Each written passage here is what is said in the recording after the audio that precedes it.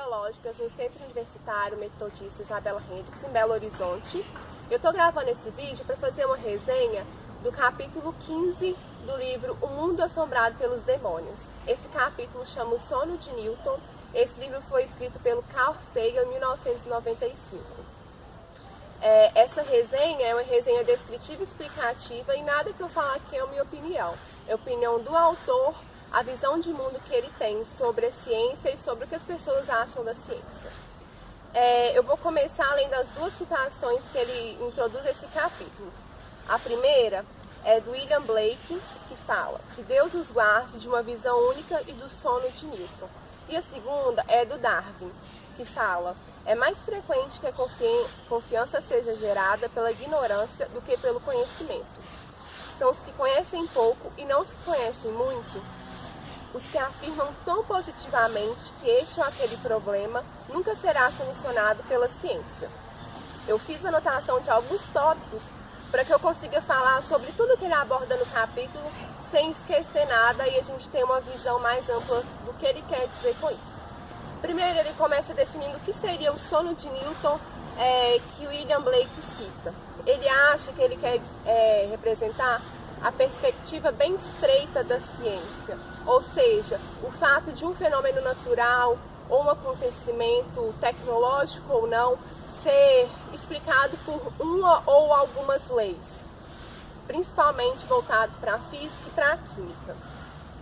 E aí as pessoas começam a se chocar com o cientificismo, porque eles têm uma dificuldade, as pessoas têm uma dificuldade muito grande de entender o que seria isso. Eles acham que a ciência diz: nós somos só materiais, e nós não somos só materiais, porque nós somos divinos. Isso segundo a visão do autor, né, disso.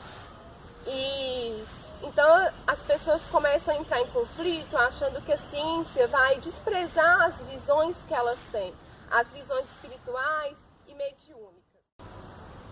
E aí começa a surgir a dúvida: o mundo não corresponde aos nossos anseios e a culpa é da ciência? A ciência é desumanizadora, mas nós fazemos a ciência. Isso é a indagação que o Carl coloca nesse capítulo. Como que a ciência não é desumanizadora, sendo que nós fazemos a ciência e nós fazemos tão bem? Aí começa a chocar, essa ideia começa a se chocar de novo com as questões religiosas espirituais, porque segundo a ciência não há encarnação, não há vida após a morte, independente de como ela aconteça. E isso começa a entristecer as pessoas, porque elas pensam: nossa, mas eu trabalho o dia todo, eu faço tantas coisas, e aí eu perco tudo, ou por um desastre natural, ou porque alguém fez isso comigo, eu não vou ter uma recompensa. Então a ciência começa a entrar em conflito com a vida das pessoas. E aí, segundo o autor, as pessoas querem evitar o peso da evidência, com medo dessa falta de recompensa, dessa falta de reconhecimento pelo que elas fazem. E aí tem algumas outras pessoas que já começam a achar que o verdadeiro e o errado é só uma delusão, que nada disso é muito real. E outra ideia também é do solipsismo. No solipsismo, tudo está baseado no que a gente vive, nas nossas experiências. Então, se eu sonhei alguma coisa, quem garante que isso não é real? Tudo que eu vivo faz parte de mim, da nossa experiência. E algumas pessoas acreditam nisso.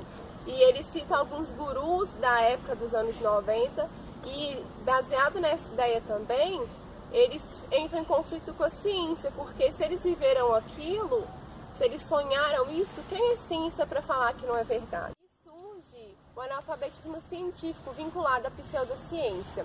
E no fim desse capítulo, ele fala que em meados do século XX, biólogos, filósofos e teólogos também tinham muita dificuldade de aceitar esse caráter reducionista da ciência, esse caráter estreito, porque eles não viam como seria possível a natureza, os processos biológicos do homem, dos animais, os recursos naturais serem fundamentados somente em leis físicas e químicas, que existiria uma força vital por trás disso.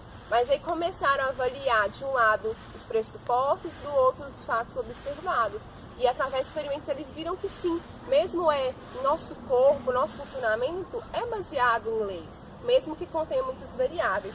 E aí ele finaliza esse capítulo falando que a gente tem muita sorte desse reducionismo da ciência, porque é através dele que a gente pôde evoluir e criar tudo que nós conhecemos hoje, as tecnologias que facilitam a nossa vida e que nos entretêm, além de medicamentos e vários produtos para a nossa melhoria de qualidade de vida.